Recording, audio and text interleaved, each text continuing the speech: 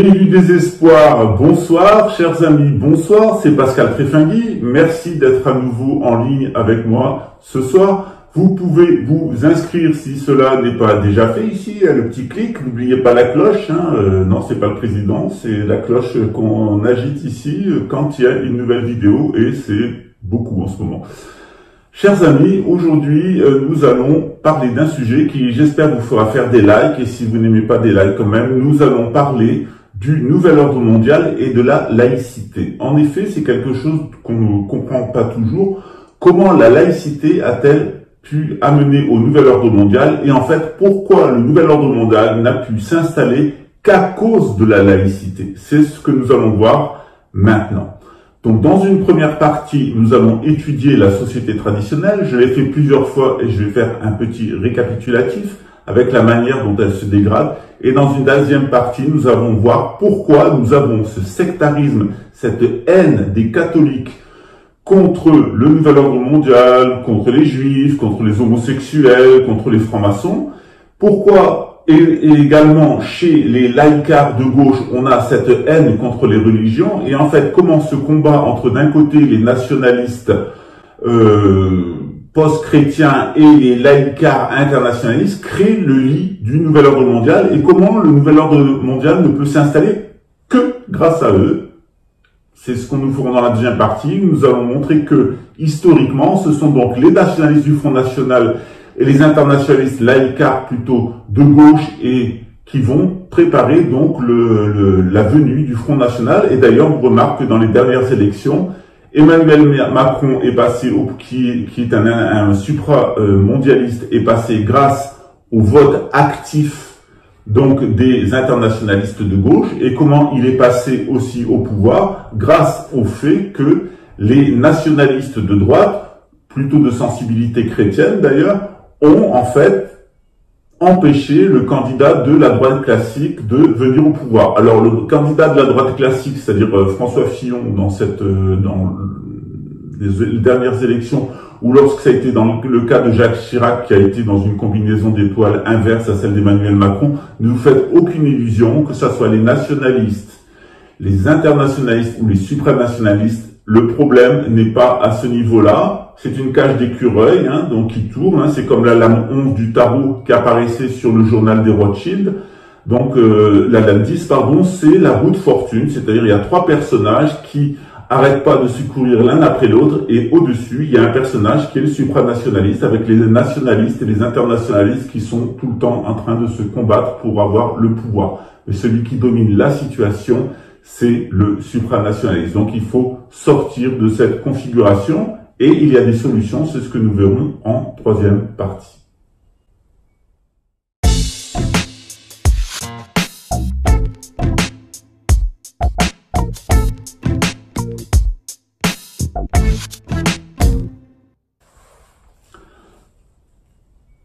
Alors, la société traditionnelle, première partie. La société traditionnelle, dans l'hémisphère nord, la société sédentaire, c'est une société de synarchique. Donc, au sommet, nous avons un roi philosophe ou un empereur qui va faire l'interface entre le ciel et la terre, les événements climatiques, qui va mieux percevoir que les autres, et les événements du sous-sol, comme les séismes, qui va mieux percevoir que les autres. Donc lui, il est ce nomade qui va faire l'intermédiaire entre la collectivité et l'extérieur, et éventuellement aussi les autres nomades qui pourra aussi être amené à combattre pour protéger la société de sédentaires. Alors lorsque cette société de sédentaires, elle fonctionne bien, la population, elle va se répartir à égalité entre quatre castes. Donc ceux qui prient, etc., c'est les religieux, ceux qui combattent, administrent, etc., c'est la noblesse, ceux qui produisent des biens de consommation et des aliments, alors la caste des producteurs, puis ceux qui rendent service à tout le monde, qui sont donc les serviles, et qui sont donc au service de tout le monde et donc présents dans les différentes classes, mais au titre de serviteurs sans appartenir vraiment à cette classe.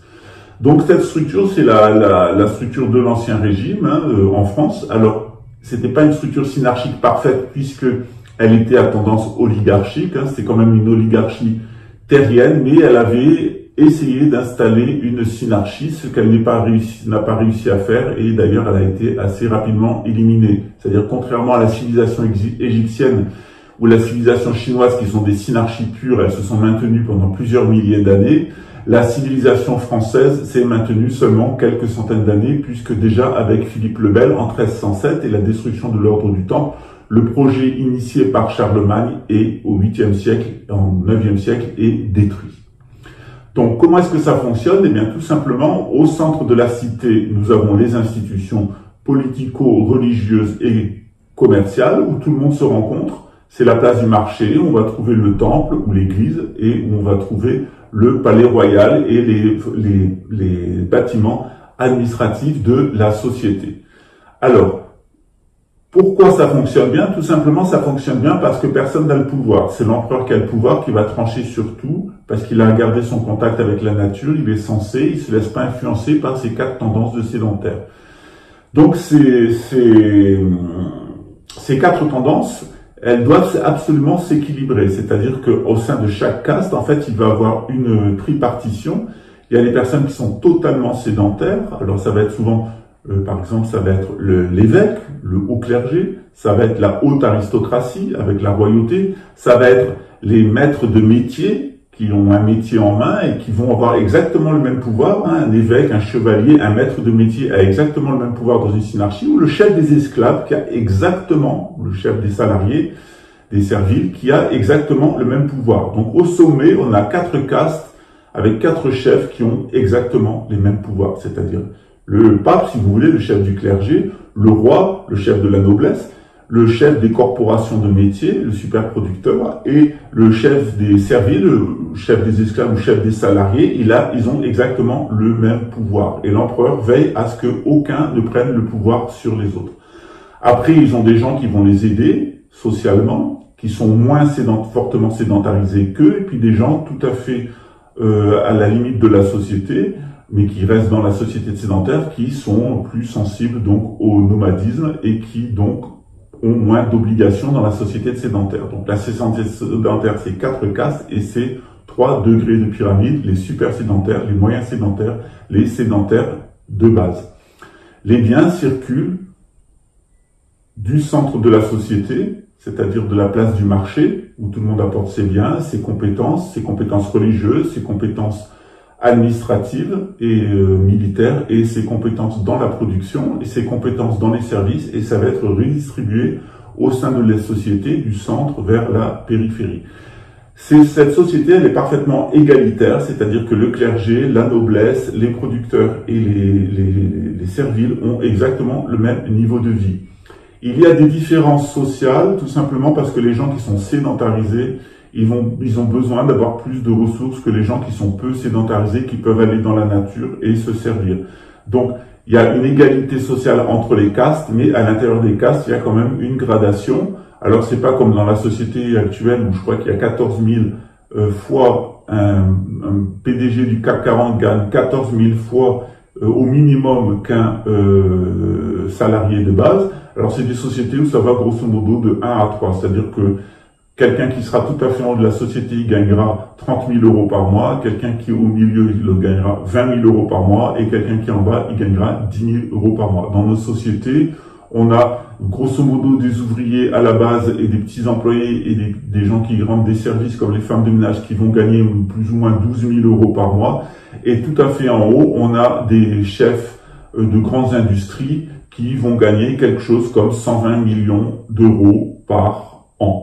Donc, vous voyez la différence entre quelqu'un qui va gagner 12 000 euros par mois par an, et quelqu'un qui va gagner 120 millions d'euros par an, ce qui est à peu près le salaire des grands PDG qui sont au service des super riches. Alors, je passe sur les Rothschild et compagnie. Rothschild, c'est 500 000 milliards d'avoirs. Donc, quand on a 500 000 milliards d'avoirs, donc vous faites à peu près un taux de rendement de 20%. Vous prenez 20% de 500 000 milliards. Donc, ça fait, vous allez le calculer vous-même, c'est quelqu'un qui a plusieurs dizaines de centaines de milliards, plusieurs dizaines de centaines de milliards de revenus par an.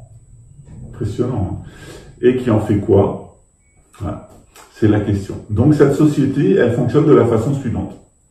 Quand le nomadisme va s'imposer dans la société, il va avoir des réactions. La principale des réactions, ça va être la prise de contrôle de la société par le clergé. Donc ça va donner des dictatures religieuses, ça va donner une timocratie, comme par exemple en Iran, c'est les religieux qui ont le pouvoir, puisque l'empereur, le Shah d'Iran, a été éliminé.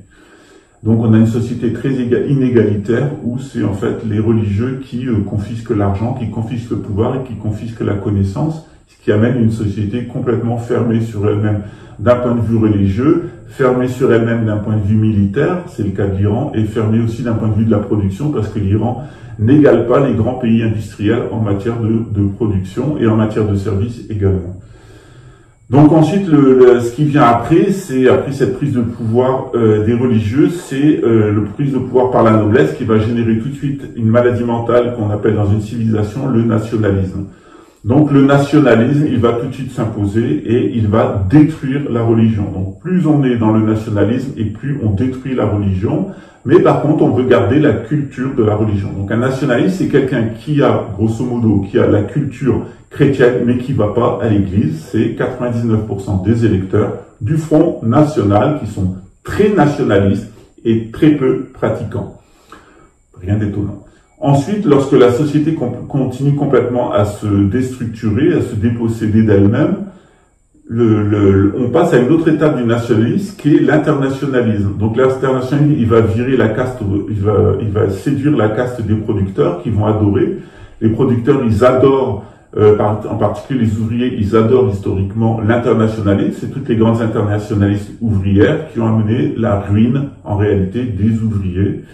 Donc les nationalistes ont perdu du pouvoir à cause des internationalistes, et quand les internationalistes ont été complètement ruinés, c'est le cas de l'Union soviétique et de la Chine d'ailleurs, c'est donc la caste la plus basse qui va prendre le pouvoir, la caste des servis, la caste des esclaves, la caste des salariés, et cette caste elle est séduite par le mondialisme, la mondialisation. Mais hélas pour elle, elle n'a qu'une seule option pour avoir un nationaliste qui fonctionne, qui est donc d'adhérer à une idéologie supranationaliste, et la seule idéologie supranationaliste qui est arrivée à s'imposer, c'est le sionisme. Donc le sionisme a créé un État-nation qui est Israël, qui entend dominer le monde avec ses complices qui sont les États-Unis et l'Angleterre. Alors bien sûr, ça n'a rien à voir avec les Juifs, c'est une création totalement anglaise. Donc sortez-vous l'idée que l'État sioniste, c'est un État juif. L'État sioniste, c'est un État anglais, totalement anglais, inspiré du christianisme et du talmudisme. D'ailleurs, son chef, à la fin de cette civilisation, enfin de cette tentative de civilisation, ou de cette pseudo-civilisation que prêche le mondial, que prêche le sionisme, en fait, vous verrez que ça sera un Anglais qui prendra le pouvoir en la personne du prince Harry. C'est absolument mathématique. Cette société, ce supranationalisme, en fait, qui va séduire tous les salariés du monde entier, qui ont une mentalité d'esclaves, en fait, de salariés, d'esclaves, elle ne peut que les séduire. Donc, le supranationalisme, il va s'imposer quand la majorité des gens seront des salariés. Et dans le monde actuel, il y a environ 70 à 95% des gens, selon le pays, qui sont des salariés. Donc, il n'y a plus vraiment de clergé, il n'y a plus vraiment de noblesse. Les producteurs, ils sont très peu, il y a maintenant très peu d'ouvriers. Et en tout cas, quand les gens sont dans la production, ils sont des salariés.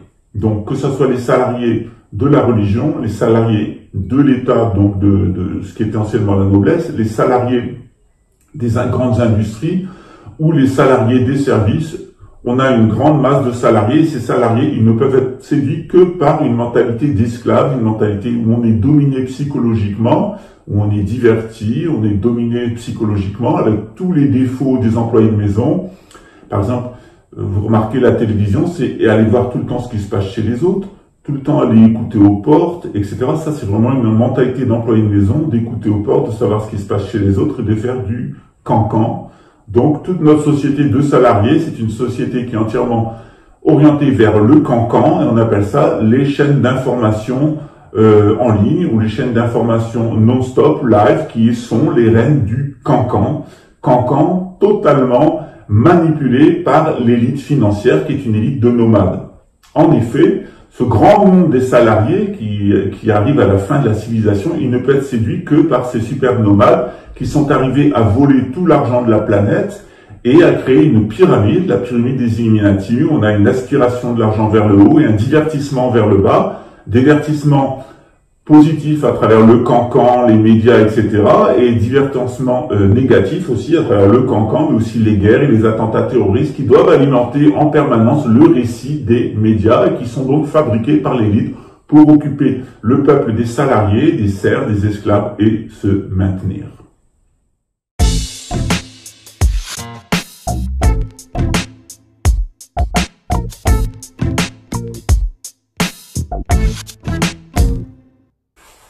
Donc nous avons déjà largement introduit ce qui est la société en fait actuelle, la société des laïcards, et je vais vous expliquer comment cette société des laïcards s'est imposée. Tout simplement, au fur et à mesure que le nationalisme s'est imposé, le clergé a perdu du pouvoir. Donc c'est la noblesse qui a pris du pouvoir, et je vous l'ai dit, la noblesse, elle est surtout nationaliste, c'est-à-dire qu'elle a le culte de sa propre ethnie, de son sang, et elle a le culte de sa culture. Alors vous voyez tout à fait ça chez les Illuminati. Les Illuminati, c'est les 13 grandes familles d'illuminés. Ils ont un culte du sang, c'est-à-dire jusqu'à verser du sang et faire des sacrifices de sang pour leur culte, pour leur idolâtrie nationaliste. Donc on a une idolâtrie nationaliste, la nation est devenue une idole, et pour la satisfaire, on doit lui verser du sang à travers les guerres, mais aussi à travers les crimes rituels, les crimes pédophiles, les assassinats.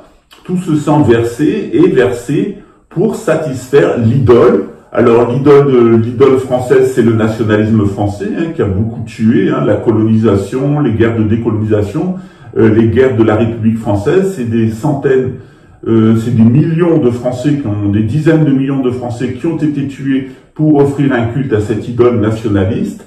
Et ensuite, donc au fur et à mesure que ce culte commence à écœurer tout le monde, bien les ouvriers, les gens de la caste de la production vont protester, avec aussi les esclaves, ils vont dire ça suffit, c'est insupportable, ce nationalisme, on veut de l'internationalisme, c'est-à-dire on veut que toutes les nations collaborent les unes avec les autres. Alors d'abord on a eu l'internationalisme ouvrier, puis ensuite on a eu un internationalisme avec des traités entre les différents États. Il n'y a plus de civilisation, il n'y a plus que des États nationaux, les États de l'ONU, l'Organisation des Nations Unies, on est bien dans le nationalisme. Et ces États-nations, en fait, ils essayent de collaborer les uns avec les autres, mais évidemment, ça ne peut pas marcher, puisqu'on ne peut pas baser une civilisation sur le nationalisme, et encore moins sur l'internationalisme. Alors, ce qui va se passer avec cet internationalisme, comme la noblesse était droguée à sa culture religieuse, comme elle était droguée à son propre sang, eh bien, cet internationalisme, il va vanter le mélange racial, le mélange ethnique, une société multiculti, multipote, multiculture qui serait internationale, et toutes ces nations avec leur culture, elles cesseraient de s'affirmer et elles collaboraient les unes avec les autres. Je vous rappelle tout de suite que historiquement ça n'a pas fonctionné et ça ne pouvait pas fonctionner. Alors ce multiculti des ouvriers, des producteurs, il a amené en grande partie la société actuelle qui fait de la résistance contre le nouvel ordre mondial, mais c'est une résistance complètement illusoire puisque c'est elle en réalité qui a amené le nouvel ordre mondial. C'est-à-dire si on veut pas de nouvel ordre mondial, il faut pas d'internationalisme. Et si on veut pas d'internationalisme, il faut pas de nationalisme. Et si on veut pas de nationalisme, il faut rester dans la société traditionnelle de sédentaire qui est la synarchie. Donc cet internationalisme, il s'est forgé en réaction contre la noblesse. Alors comme la noblesse adorait la religion et le sang, eh bien, l'internationalisme, il va se positionner contre le sang par le métissage ethnique et aussi contre la religion. Donc les laïcards, en fait, ce sont des gens qui sont contre la noblesse, contre le nationalisme, mais qui préparent l'étape suivante qui est le supranationalisme. Donc tous les gens qui sont laïcards et qui se chopent en permanence, qui s'affrontent avec les nationalistes, qui ont le culte de la religion, le message, il est très simple pour eux. D'abord, dire aux internationalistes et aux laïcards qu'ils font le lit du nouvel ordre mondial, parce que le nouvel ordre mondial, contrairement à eux, il a une religion. Il a une religion qui est le satanisme. Et à chaque fois qu'on détruit une religion, eh bien, on laisse la place pour le satanisme. Donc, plus vous serez laïcard, et plus vous ferez le lit du satanisme. Et d'ailleurs, tous ces francs-maçons qui étaient super laïcards, quand ils sont arrivés au 33e degré et d'autres degrés plus hauts de la franc-maçonnerie, notamment chez les Brites, et toutes ces loges qui sont au-dessus de loges et ces super loges, on leur dit clairement, ah, mais la laïcité, c'était pour vous sortir de la religion et pour amener dans notre religion de Lucifer, notre religion du satanisme. Donc on voit bien comment les laïcards, en fait, font le lit des satanistes en détruisant les religions traditionnelles. Alors, est-ce que pour autant, les gens des religions traditionnelles, ils sont innocents? Non. Et en particulier, les nationalistes. Pourquoi? Parce que souvent, il y a des gens, alors il y a Riposte Laïque qui m'envoie des trolls sur ma chaîne YouTube, mais aussi il y a les cathos tradis. Alors, je les ai pas ratés avec le père François Régiste, et à dessein pour les provoquer, tout simplement pour leur remuer leur caca. En effet, c'est mon expression préférée, c'était d'ailleurs aussi celle de Freud, un autre juif apostat, et que, en réalité, plutôt un talmudiste apostat, et que un moustique ne peut pas arrêter un train. Non. Mais elle peut rendre le conducteur fou. Et quand le conducteur du train est rendu fou, je peux vous assurer que le train, ou il déraille, ou il s'arrête, par automatisme. Donc c'est pareil avec ces nationalistes catholiques, tradis, qui ont été dans la manif pour tous, qui voulaient bien la République pour eux, mais ils voulaient pas la République pour les homosexuels. C'est-à-dire, eux, ils veulent avoir le droit de se marier, mais ils veulent pas que les homosexuels aient le droit de marier. Eux, ils veulent avoir le droit à la PMA et l'adoption, mais les homosexuels, ils n'ont pas le droit à la PMA et à l'adoption. Donc j'ai écrit un livre qui s'appelle Le meurtre à l'âge de Hassel, où il y a tout un chapitre qui est consacré à l'homosexualité, où j'explique l'homosexualité dans le cadre traditionnel en Égypte, en Grèce, chez les Romains, dans les grandes civilisations, et sa fonction, et pourquoi dans le nomadisme, l'homosexualité est traitée d'une autre façon, ce qui explique les condamnations du Lévitique, qui sont des condamnations qui sont destinées à des nomades et non pas à des sédentaires. Donc ces gens de la droite homophobe, je leur explique souvent, ok, bon, vous me sortez un texte du Lévitique et vous me dites, ça condamne les homosexuels, ok, très bien. Bon. Ben, on va le replacer historiquement et vous verrez que ça s'applique pas. En tout cas, ça s'applique pas à la situation d'une civilisation. Peut-être ça s'applique à vous en tant que nomade, mais si ça s'applique à vous en tant que nomade, pourquoi vous voulez l'imposer aux gens qui ne sont pas chrétiens? Ah oui, mais la République, c'est nous. Ah non, la République, c'est plus vous. Il est clair que c'est les nationalistes qui ont créé la République. Les nationalistes chrétiens ont créé la République française.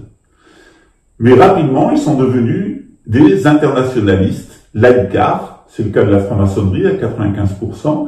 Et ensuite, les mêmes vont devenir des supranationalistes satanistes. Donc, si vous trouvez normal d'être un catholique nationaliste, si vous trouvez normal d'être un internationaliste laïcard, vous trouverez normal, et tout à fait normal, qu'il y ait des supranationalistes satanistes. Et d'ailleurs, ce n'est qu'une question de temps pour que toute la société le soit, puisque la société française a d'abord été nationaliste chrétienne, depuis Philippe le Bel, puis internationaliste laïcard depuis la Révolution française, et depuis l'avènement au pouvoir disons, la loi Rothschild et après Mitterrand, qui avec la prise de pouvoir de Fabius et du clan qui a derrière a pris définitivement le contrôle de la République française, on est dans le supranationalisme sataniste, et ce supranationalisme sataniste, c'est celui qui va conquérir la majorité des Français, et ce n'est qu'une question de temps.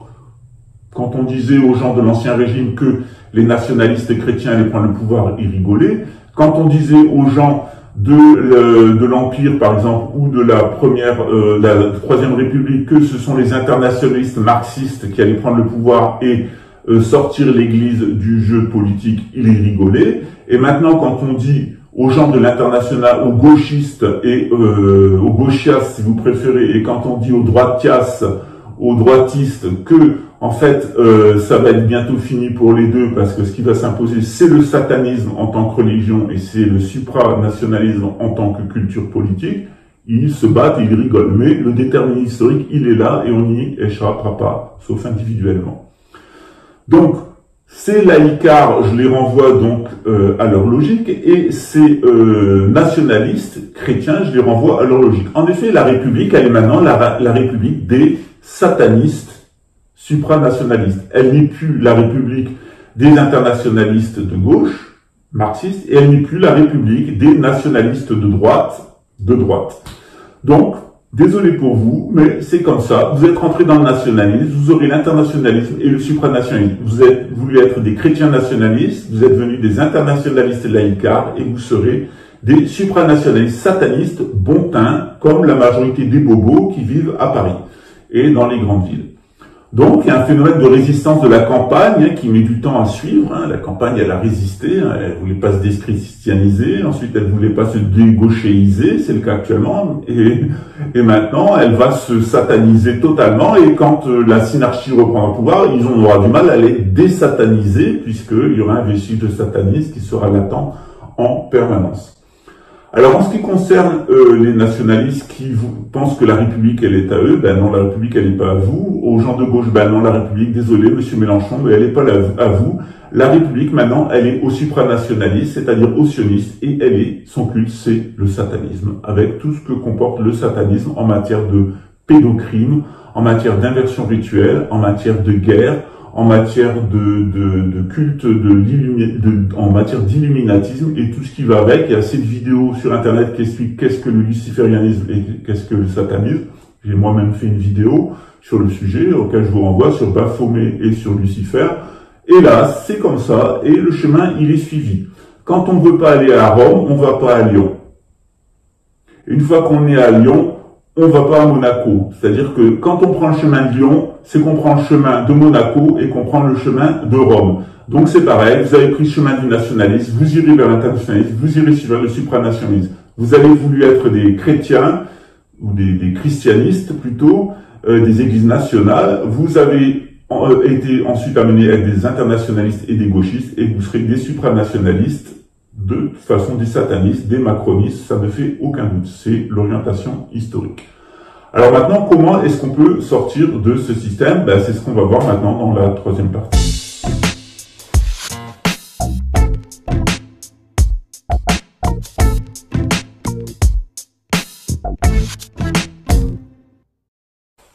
Alors, vouloir une république chrétienne de droite nationaliste, c'est complètement ridicule et ça ne fonctionnera pas. Vouloir une république de gauche et internationaliste, ça ne fonctionnera pas, et c'est pas la peine de vous leurrer, ça ne fonctionnera pas. Après, ce qui va triompher, et ce qui triomphe d'ailleurs actuellement, c'est donc une république supranationaliste dont l'idéologie, le sionisme, une idéologie chrétienne, fabriquée par les nationalistes anglais, qui se sont arrivés à se faire aider par des talmudistes, mais qui essentiellement c'est une œuvre chrétienne nationaliste anglaise, voilà ce qu'est le sionisme. Et il essaye de s'imposer comme supranationalisme et il contrôle la République française. Alors comment est-ce qu'on peut en sortir? Alors j'ai donné un certain nombre de solutions. Alors déjà, la première chose que je vais dire aux chrétiens de droite, c'est la chose suivante. Généralement, quand on rencontre une personne qui aime Dieu et qui est l'ami de Dieu, elle vous parle de Dieu. Elle ne vous parle pas de religion. Donc plus vous allez aimer votre religion, et non pas aimer Dieu, plus vous allez être l'ami de votre religion et non pas l'ami de Dieu et connaître Dieu, et plus vous allez vouloir ou convertir les autres, et si ça ne marche pas, les zigouiller. Donc souvent les chrétiens tradis de droite, par exemple ceux qui ont manifesté contre le mariage gay ou contre la PMA pour d'autres choses, alors on peut toujours en discuter, moi je veux bien discuter de tout, mais il faut être logique avec soi-même. On est dans une république supranationaliste sataniste, il est normal qu'il y ait un mariage gay, qu'il y ait de la PMA et de l'adoption, etc. Ça va avec, c'est le principe même de la République laïcarde, supranationaliste, c'est ainsi. Ce que je leur dis, c'est que en fait, vous luttez contre l'islam, mais vous ne luttez pas contre l'islam. Vous luttez contre les islamistes et vous chopez avec les islamistes. Pourquoi? Parce que les islamistes sont vos frères. Vous raisonnez exactement comme des islamistes. Et c'est pour ça que vous vous accrochez avec eux. D'ailleurs, vous prenez le raisonnement, vous enlevez le contexte culturel musulman et le contexte culturel chrétien, vous parlez avec un catho nationaliste ou vous parlez avec un islamiste nationaliste, c'est exactement les mêmes propos. Zigouiller les homos, zigouiller les juifs, zigouiller les laïcards, s'imposer le culte du sang, de la guerre, on veut contrôler le pouvoir, c'est nous qu'on est les chefs, c'est vous qui êtes les idiots. Ça, vous prenez un catho tradi, un Jérôme Savonarole, un Jérôme, je sais plus comment il s'appelle, l'autre, Jérôme Brouron, je crois qu'il s'appelle. J'ai regardé pas mal de ses vidéos, c'est exactement le même programme, c'est-à-dire, il n'en est pas encore au point où il dit qu'il faut brûler les juifs, mais il a quand même déjà des procès pour antisémitisme qui ont été intentés. Et le CRIF et la LICRA ont tout à fait raison, hein, ce qu'il dit c'est poursuivable. Alors, il pouvait faire la même chose sur le mode de l'humour, ça restait de l'humour. Le problème, c'est que c'est pas de l'humour ce qu'il fait, c'est une réalité. Il veut remettre des chambres. Il nie l'extermination des Juifs en Allemagne. Il veut réouvrir des camps de concentration et brûler les Juifs. Et d'ailleurs, il aimerait bien expédier tous les Juifs de France en Israël. Et si ça, c'est pas du sionisme, donc on voit tout à fait que les nationalistes et les sionistes sont deux formes de nationalisme qui sont main dans la main. Donc oui, c'est Jérôme de Petit Bourbon, voilà.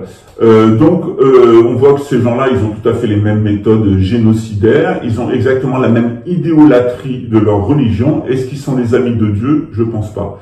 Et d'ailleurs, quand on est l'ami de Dieu, on est l'ami des hommes. Quand on aime Dieu, on aime sa création et on aime tous les hommes.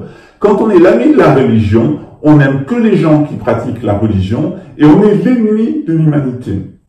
Et je regrette, mais ce sont pas les religions qui provoquent les guerres, ce sont les religieux. Et c'est le sectarisme religieux qui provoque les guerres.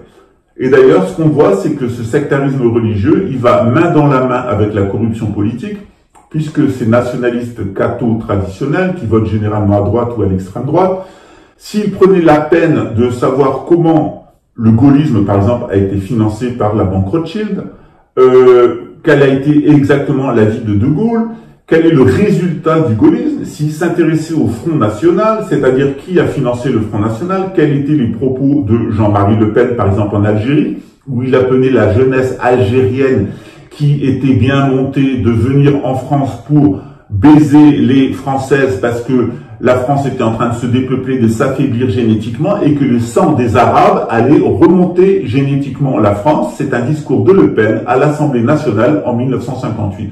Donc cette girouette politique qui est passée partout, qui a été thatchérien, qui est un admirateur de Ronald Reagan et ultralibéral et pour l'Union européenne, qui ensuite adorait Gorbatchev, etc. Maintenant, le Front National, il a grosso modo le programme économique du Front Gauche, c'est-à-dire celui de l'ancien Parti communiste français, et ça n'a rien à voir avec ce qu'était le Front National de Le Pen. C'est un Front National qui a été qui est passé de la judéophobie à l'islamophobie, et que ça soit la judéophobie ou l'islamophobie, c'est des alliés du sionisme. C'est l'idée que les Juifs doivent vivre en Israël parce qu'ils sont Juifs, que les Arabes doivent vivre en Arabie parce qu'ils sont Arabes, et que la France c'est pour les Français. Alors ça, c'est pas un programme de civilisation, c'est un programme de nomadisme.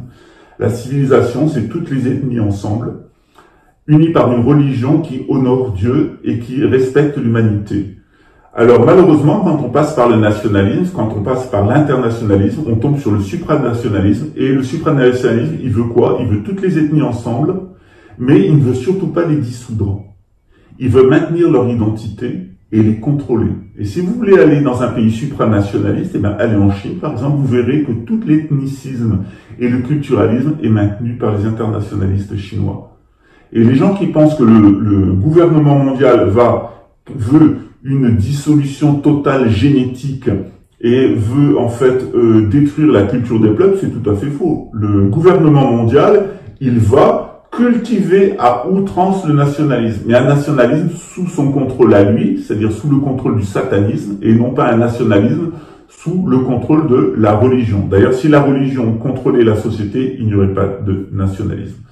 Donc on voit en fait comment les gens qui souvent nous disent « moi je suis nationaliste, moi je suis internationaliste, je suis contre Israël, contre ce qui est fait aux Palestiniens, je suis contre le gouvernement mondial », derrière vous écoutez les deux, et bien vous avez un programme qui est exactement le programme du supranationalisme. Exactement.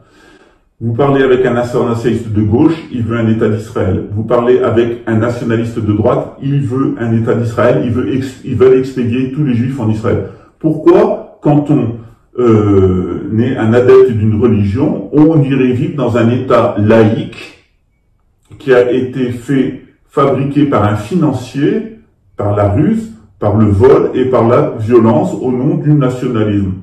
Moi, je connais plein de Juifs, ils vivent partout dans le monde parce que c'est leur religion, mais ils ne sont pas nationalistes. Ils respectent une religion sans avoir besoin d'être nationalistes. Donc, on voit que tout ce petit monde qui se critique, c'est en fait une lutte d'influence dans un panier où il y a trois crabes. Le crabe nationaliste, le crabe internationaliste et le crabe supranationaliste. Grosso modo, c'est le Front National et la droite gaulliste, qui est les nationalistes, C'est le Front de gauche, la France insoumise, qui est le club internationaliste, et il y a Macron et le MoDem, qui est le club supranationaliste, complètement orienté sur le sionisme. Mais ces trois paniers, ces trois crabes, sont dans le même panier qu'on appelle la République française, et ce panier est en train d'anéantir ce pays. Lorsque les synarchistes ont quitté le pouvoir d'abord en 1307 à cause de Philippe le Bel, on a perdu le pouvoir, mais on l'a définitivement perdu en 1789. Qu'est-ce qui s'est passé? On a laissé en 1789 un pays dont les finances publiques n'étaient pas si catastrophiques. Elles étaient devenues mauvaises à cause du libéralisme, mais je ramène par exemple à Fleury, le ministre de Louis XV, donc 50 ans avant Louis XVI, on a la France, on va prendre 50 ans avant Louis XVI, on a la France qui est un pays où il y a des communautés locales qui sont très fortes, les pauvres ont des biens communaux sur lesquels ils peuvent faire paître leur bétail, l'Église donne gratuitement des soins médicaux à tout le monde et l'éducation à tout le monde, les Français sont alphabétisés à 67%, donc il y a 67% des Français qui savent lire et écrire. Au lendemain de la Révolution française, on tombera à 22%. Donc ça, c'est des chiffres historiques que vous pouvez vérifier, qui sont connus des historiens. Qu'est-ce qu'on s'aperçoit en 1789? La France est le pays le plus riche au monde. C'est-à-dire que les Français par habitant, disons sous Fleury, 50 ans avant la Révolution française, les citoyens français, les sujets du roi de France sont les gens les plus riches au monde, qui vivent dans la société au monde la plus paisible et la plus policée et civilisée. On peut laisser les maisons ouvertes, on peut se promener sur les chemins, on peut emprunter de l'argent à un coût qui est assez bas. On paye très peu d'impôts. À partir de la fin le cardinal de Fleury n'est plus Premier ministre, on rentre dans le gouvernement de Louis XVI, qui est un gouvernement catastrophique mené par les libéraux qui va mener la Révolution française. Au lendemain de la Révolution française, la France est ruinée. On laisse des centaines de milliers de morts en France, le pays est ravagé, les biens du clergé ont été confisqués, la noblesse le clergé ne peut plus donner des soins médicaux gratuits, de l'enseignement gratuit, on est obligé d'aller vers de l'enseignement d'État, c'est-à-dire payé par les impôts et non pas payé par la générosité. La noblesse, elle est exempte, elle va rentrer principalement, elle va laisser sa place dans les loges maçonniques, elle va être remplacée par des petits bourgeois et des grands bourgeois. Et puis le pays a été mis à feu et à sang. Au fur et à mesure des siècles, au 19e siècle, on a tous nos anciens paysans qui sont exploités par la révolution industrielle et on arrive carrément et quasiment à un génocide de la classe ouvrière. C'est-à-dire à la fin du 19e siècle, on est vraiment dans un génocide des pauvres. Les pauvres sont génocidés dans les usines. L'espérance de vie d'une personne pauvre de la campagne qui va vivre en ville, c'est 37 ans. Sous l'Ancien Régime, l'expérience de vie d'un paysan, c'est 67 ans. Donc on voit tout à fait la même population voit son espérance de vie divisée par 2. Et plus on va s'acheminer vers le supranationalisme, et plus la situation est pire. Je rappelle la Première Guerre mondiale qui a déchristianisé et tué la majeure partie de nos paysans chrétiens nationalistes. La Deuxième Guerre mondiale, qui a été une boucherie aussi, une boucherie pour les Juifs. Donc les internationalistes, les Juifs étaient des adeptes et les créateurs les internationalistes ouvrières, ce sont des Juifs apostats, qui ont apostasié le talmudisme, qui ont créé ces grandes internationales ouvrières. Ce sont eux les premières victimes. Maintenant, les supranationalistes, ça va être eux les premières victimes du nouvel ordre mondial, puisque ce qu'on nous annonce, et je vais publier un tableau qui est très inquiétant, c'est un tableau de l'ONU, où on nous indique qu'en France, en 2025, il y aura 30 millions de Français qui auront disparu. Donc l'ONU a publié un tableau de perspectives économiques et démographiques, où on voit, pour 2025, la France a 37 millions de citoyens. Donc on va m'expliquer où sont passés les 30 millions de Français, est-ce qu'ils ont migré, où est-ce qu'ils sont morts, et pourquoi l'ONU produit ce tableau avec ce chiffre. Scandaleux, mais c'est un fait, et ce tableau, il a une dizaine d'années. Donc la situation actuelle, elle est extrêmement préoccupante. Le nouvel ordre mondial, il va parodier une synarchie, donc on va trouver 4 fausses castes, mais il va parodier les cultures locales et régionales, donc on va trouver une espèce de nationalisme local que le gouvernement mondial va encourager. Et puis, en fait, on va amener à une religion mondiale qui sera le satanisme avec son goût pour les cultes de sang. On va pour une super offrande à l'idole du nouvel ordre mondial, une offrande de 7 milliards d'individus. Donc ces satanistes qui pensent qu'il fallait tuer 3 millions de juifs en Allemagne pour avoir l'État d'Israël. Ces gens-là, ils pensent que pour avoir un gouvernement mondial, il faut tuer 7 milliards de personnes. Alors, est-ce que ces personnes sont juives? Non, je vous l'ai expliqué. Elles sont anglaises à la base.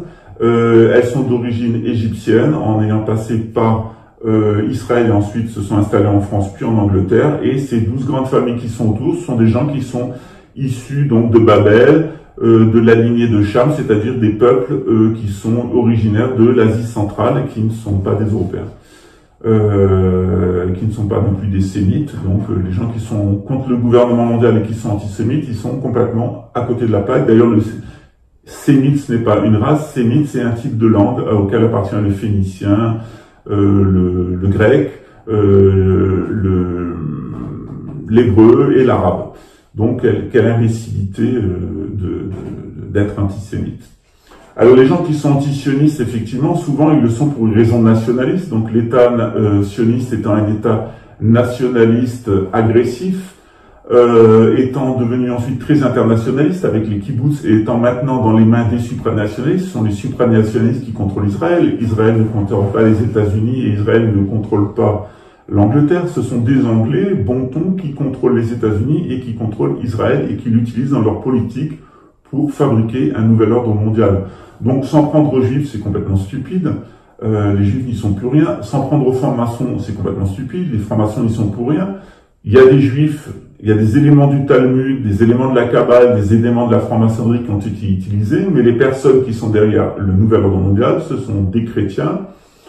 Vous regardez, par exemple, aux États-Unis, quels sont les partis qui sont les plus sionistes. En fait, ce sont les partis qui sont les plus chrétiens. Donc, les chrétiens évangélistes nationalistes américains sont les soutiens inconditionnels à l'État d'Israël et au supranationalisme. Cela n'est pas paradoxal. Je vous l'ai dit, on a un panier de crabes avec 3 crabes, le crabe nationaliste, le crabe internationaliste et le crabe supranationaliste. Donc, il ne faut pas se laisser illusionner.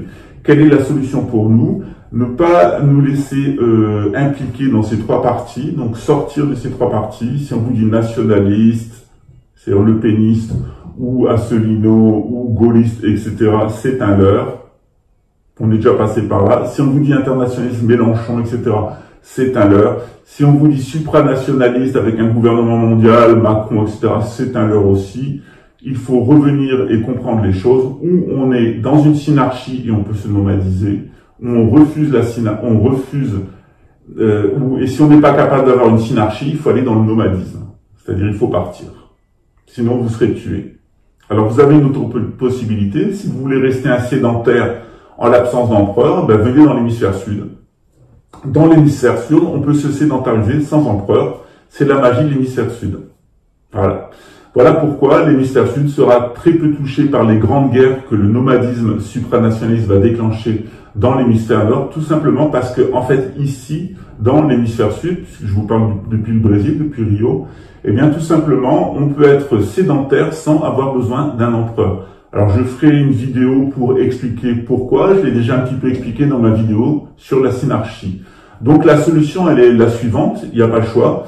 Si vous voulez rester des sédentaires, en France, vous irez vers le satanisme.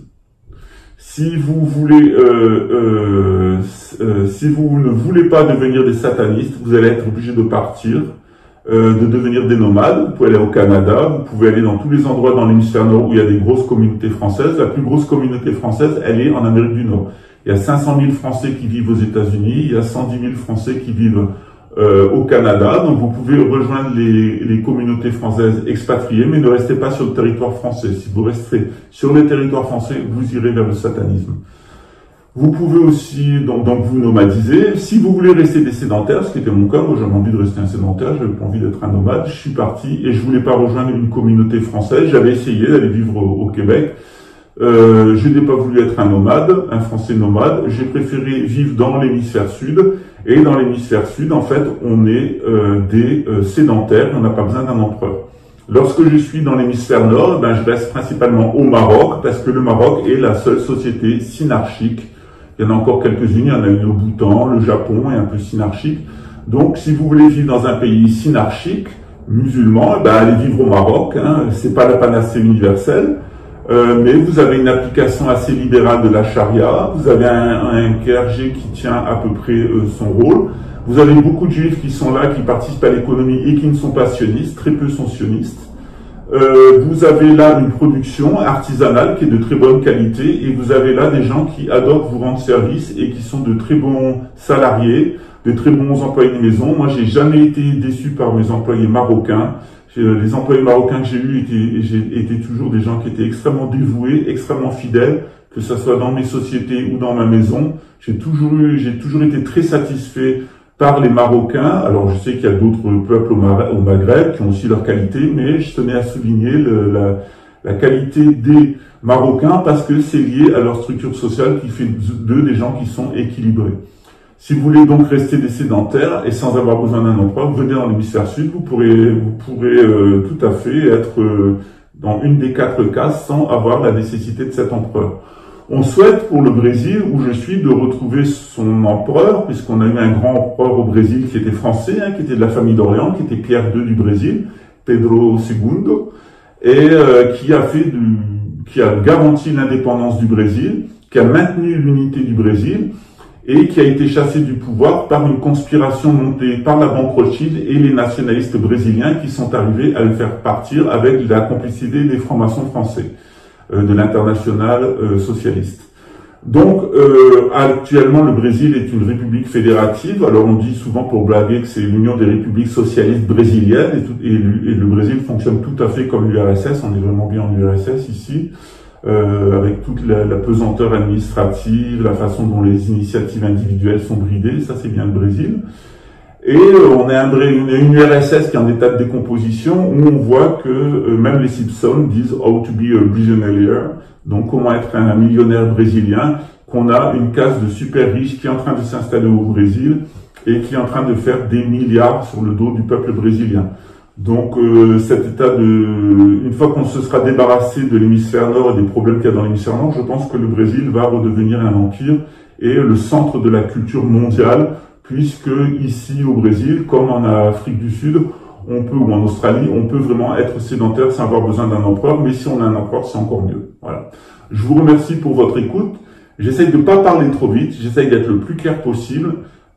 J'ai été prof d'UNIF, donc prof de TD à l'université, donc je suis habitué à avoir des étudiants. C'était des étudiants qui avaient au moins le bac, alors j'étais toujours catastrophé par le niveau qu'ils avaient. Pour la plupart, ils avaient fait 7 ans ou 8 ans d'anglais et ils étaient incapables de leur demander leur chemin en anglais pour aller à la gare. Alors j'aimais bien les emmerder, leur faire une partie des TD en anglais. Et d'autre part, j'étais toujours fasciné par le fait qu'on puisse recevoir un enseignement de l'histoire pendant 7 ans, arriver en première année de droit et ne pas être capable de décrire la succession des régimes. C'est-à-dire que je demandais pas de donner la liste des rois de France, mais je leur demandais, après l'Empire romain, quels sont les pouvoirs politico-religieux qui se sont manifestés en France. Donc c'était simple, c'est l'Ancien Régime, la Révolution française, le Premier Empire, la Restauration,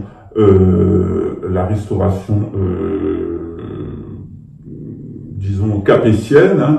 Ensuite le Deuxième Empire, le Second Empire, ensuite la Troisième République, la Quatrième République, le Vichy, la Quatrième République et la Cinquième République. C'est assez simple, c'est assez basique, n'importe quelle personne qui a Wikipédia le sait. Eh bien, je vais vous donner un scoop.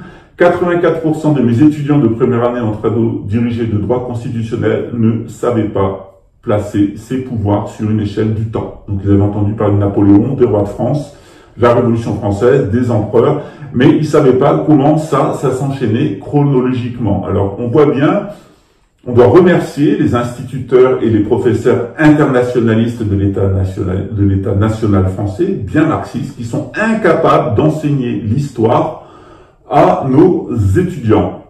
Également, on doit remercier nos professeurs de philosophie. Donc, on fait de la philo en première et en terminale en France, qui arrivent en première année d'université, qui font du droit constitutionnel et n'ont jamais lu la République de Platon et ne savent pas ce qu'est une synarchie, une thémocratie, une oligarchie, une démocratie et une tyrannie. Donc, vous avez des étudiants en droit en première année qui ont leur bac, qui ont fait 7 ans d'histoire, qui ont fait 2 années de philo, au moins 5 à 6 ans de littérature, et qui sont incapables d'avoir une chronologie de l'histoire de France et de comprendre qu'il y a 5 types de régimes politiques.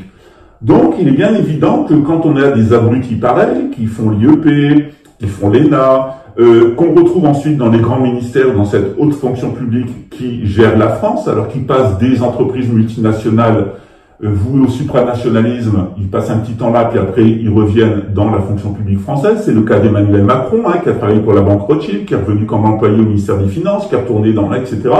Donc on a des gens qui font des va-et-vient entre l'État nationaliste, internationaliste, supranationaliste français et les grosses fortunes mondialistes. Et alors ces gens-là vont d'un côté à l'autre.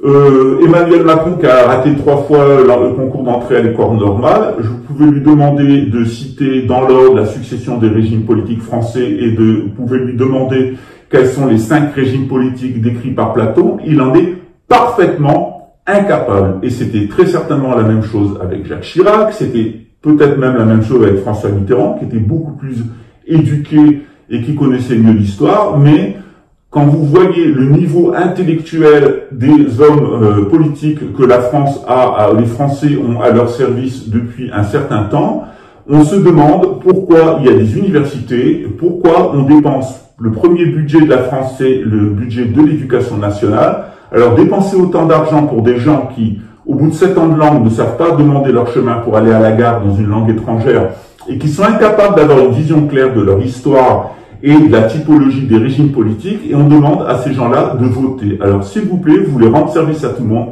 arrêtez de voter. Merci. Cette chaîne, c'est pas la mienne, c'est la vôtre. C'est moi qui suis à l'écran. J'ai mon compagnon, mon conjoint, des associés qui m'aident dans la production de mes vidéos. Sur le contenu, c'est moi. Je demande évidemment leur opinion, mais c'est 100% mon travail intellectuel avec l'opinion des gens qui sont autour de moi. Donc 4 garçons et une fille, dont moi, enfin pas moi la fille, moi dont les garçons idiots. Et donc cette chaîne en fait, c'est aussi la vôtre. C'est-à-dire il y a beaucoup de vidéos qui ont été produites parce que vous avez posé des questions, parce que c'était votre désir. J'essaie d'intégrer l'opinion de chacun, de répondre aux questions qui sont posées. Je renvoie tout ce qui est fait sur YouTube, sur les Anunnaki, sur beaucoup de choses. C'est beaucoup mieux fait que ce que je fais. Je le reconnais. Ce que j'essaye de vous apporter, et je pense être le seul à le faire sur YouTube, c'est un point de vue synarchique. Donc il y a une vidéo sur la synarchie, et je vous invite à la voir, parce que si on veut sortir de nos emmerdes, la synarchie, c'est la synarchie. À très bientôt. Ciao.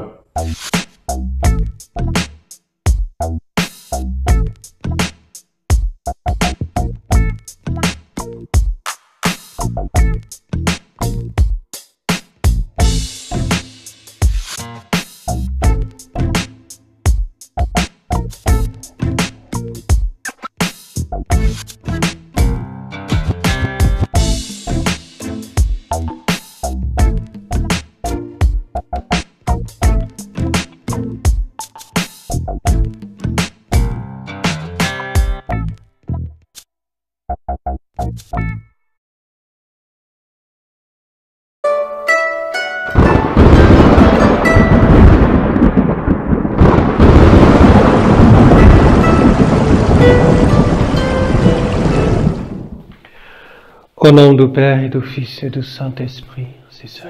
De l'ordre du Carmel, les carmélites, ont décidé d'ouvrir un monastère près du mont d'Arrée afin de se préparer et de préparer spirituellement les gens qui le souhaiteraient à la venue de Monseigneur André, du grand monarque, en accord avec la prophétie, donc sur le mont d'Arrée, où il arrivera avec ses lieutenants-colonels pour repartir à la conquête de la France à l'invitation d'un général de petite noblesse du sud de la France. Inutile de vous dire qui c'est.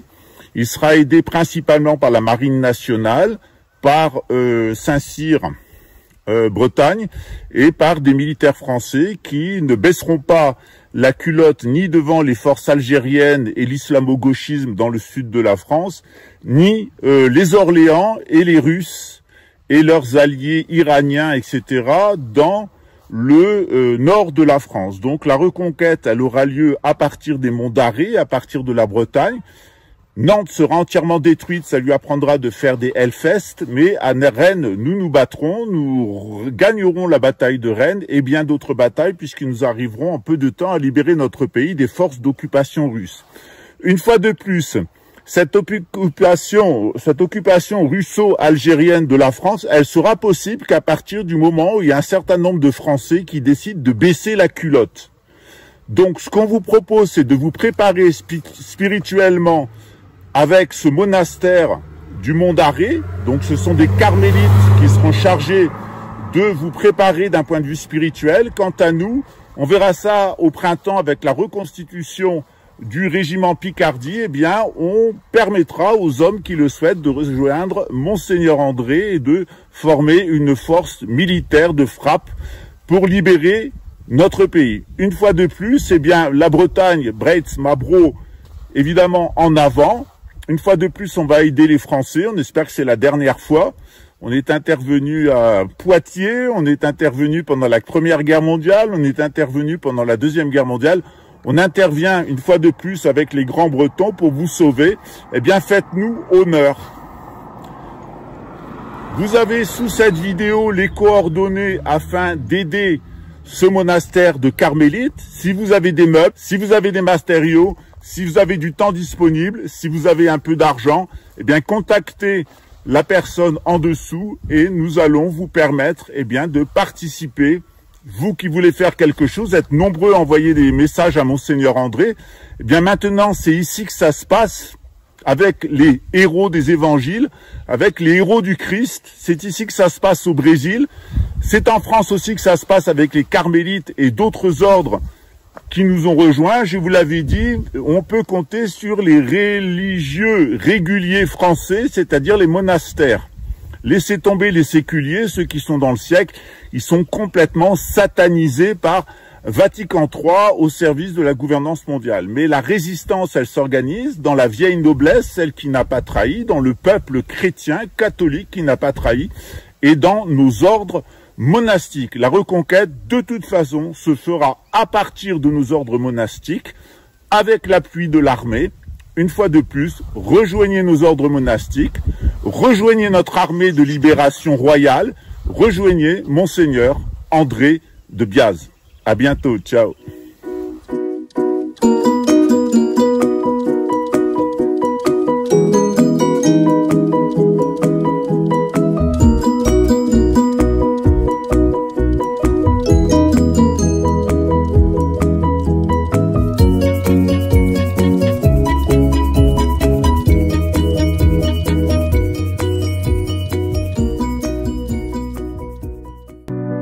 Paris à Marseille, je te découvre. Mon cœur bat pour toi, ma douce France. Dans chaque ville, dans chaque rue, je ressens ton âme, ta vertu.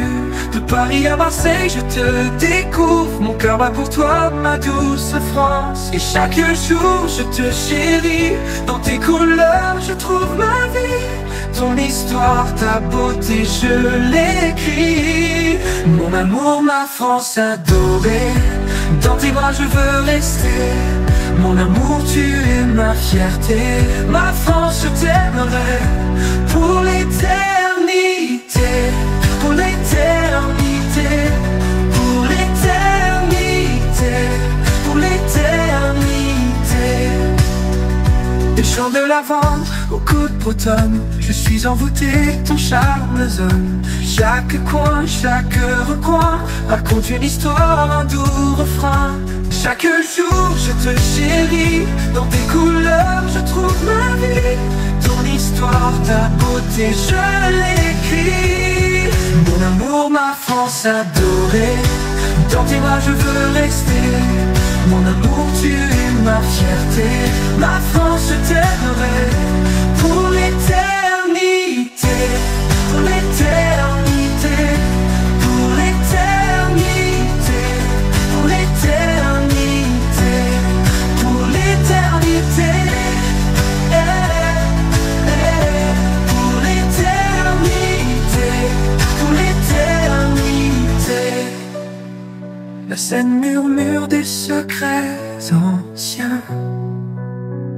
Les Alpes se dressent témoins sereins de l'histoire, de l'amour et de la paix.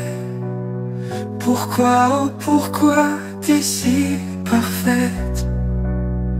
Je vis ma vie dans ton éclat. Sans toi ici, rien ne va. Je vis comme ça dans ta lumière. Ma France, je suis fier. Et chaque jour, je te chéris. Dans tes couleurs, je trouve ma vie. Ton histoire, ta beauté, je l'écris. Ma France adorée, dans tes bras, je veux rester. Mon amour, tu es ma fierté. Ma France, je t'aimerai pour l'éternité, pour l'éternité, pour l'éternité, pour l'éternité, pour l'éternité, pour l'éternité. Accord, murmure des secrets anciens. Les Alpes se dressent témoins sereins de l'histoire, de l'amour et de la paix. Pourquoi, oh pourquoi t'es si parfaite?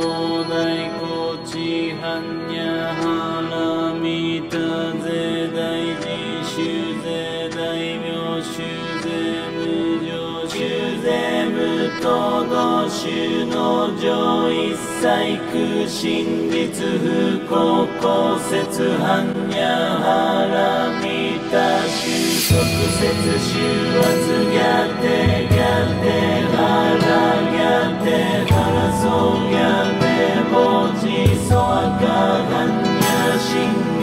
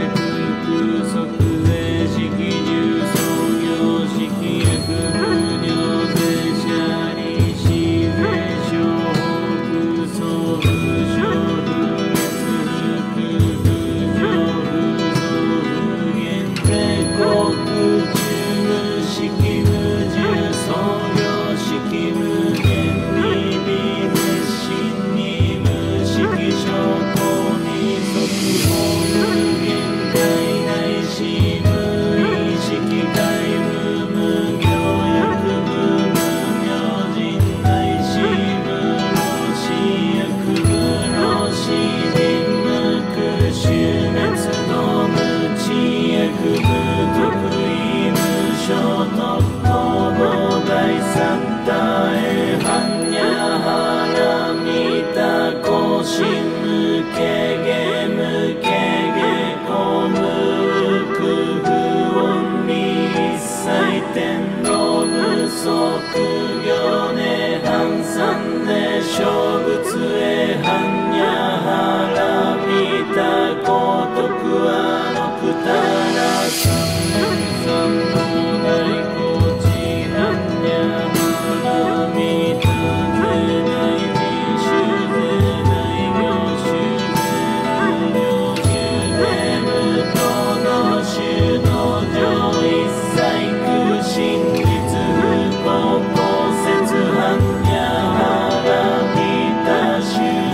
説収圧がて